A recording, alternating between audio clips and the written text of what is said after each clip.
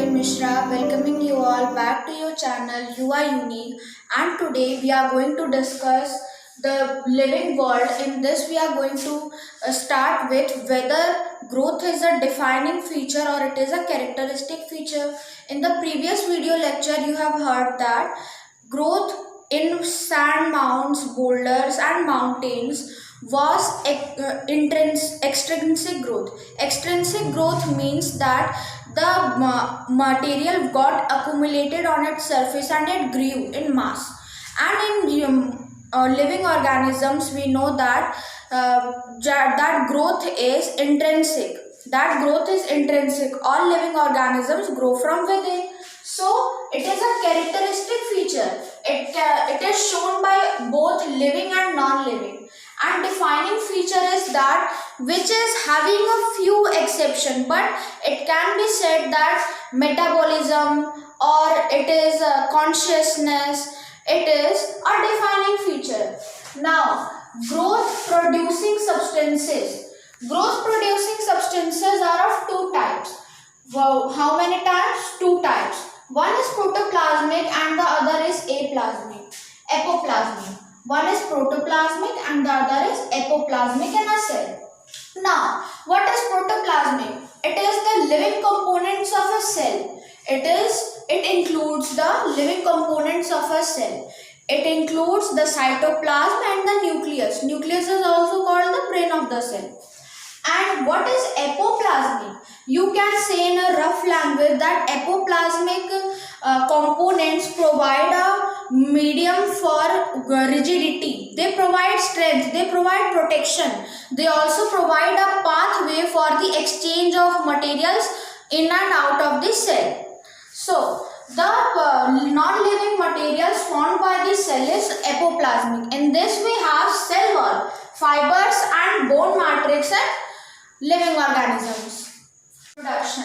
Reproduction, what is reproduction? It is the process of producing more or less individuals like us. We produce another offspring. Here the reproduction and non-living. We know that non-living is not reproducing. If I keep this marker to not, it will not reproduce to double. It will not reproduce triple or quadruple. Now, in living organisms, either it is unicellular or multicellular, based on its body organization, it is divided into asexual and sexual reproduction. In asexual reproduction, one parent is involved, and in sexual reproduction, two parents are involved. In asexual reproduction, sex organs are absent. So, the gamete formation may or may not be taking place. And in sexual reproduction, sex organs are present because two different individuals are taking part. And gametes are obviously be produced. The result of asexual reproduction are called clones. What are clones? They are the individuals who are exhibiting the genetical and physical properties the same as their parent. The mother cell is same as the daughter cell. So we can say that no variation is taking place. And in sexual reproduction, variation is taking place because two different individuals with different genetic makeups are taking place. And here is the exception to sexual reproduction. Here are three exceptions which we are going to study. First is sterile couples. Haven't we seen that sterile couples are some of the individuals in our society who are not able to reproduce? Now, what is sterile? Sterile is that condition in which an organism is unable to reproduce.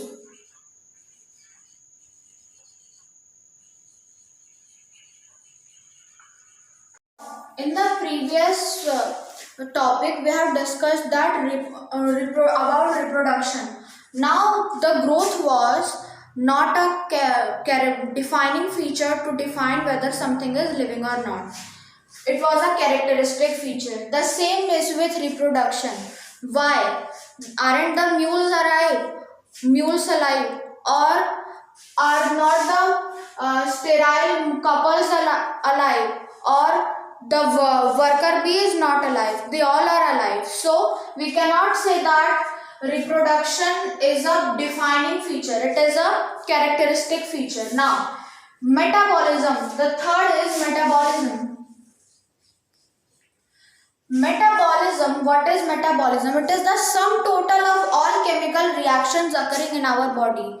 Simply you can say that it is equal to metabolism equal to anabolism plus catabolism.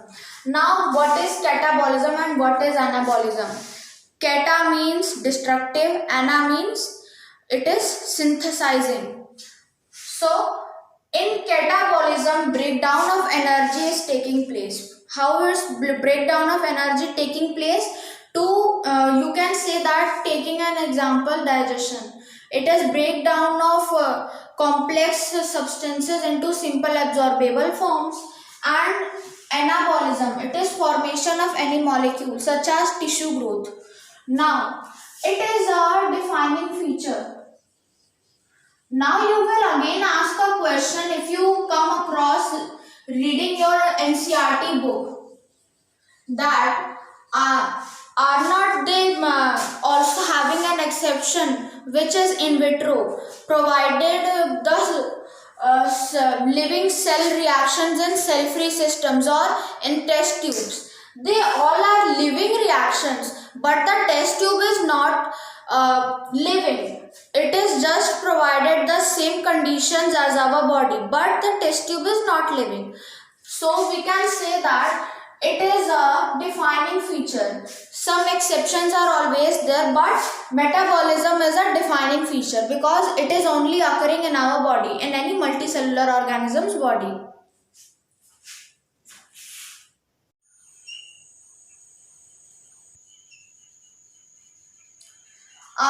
So aren't sterile couples individual? They are not able to reproduce when they haven't used any sexual barriers to stop their pregnancy, that the female is not getting pregnant. Now worker bees. Bees are polymorphic, they are colonial, they are social animals. In this there are three types of bees. One is called the queen, which is the fertile female bee. One is the drone. It is a male bee. You can say that drone provides it is the soldier of the bee colony. It is providing protection. Also, it is a fertile male. And what is worker bee? Worker bee is a sterile female. She is a sterile female. So, sterile female, because she is not getting the queen jelly which the queen bee is getting.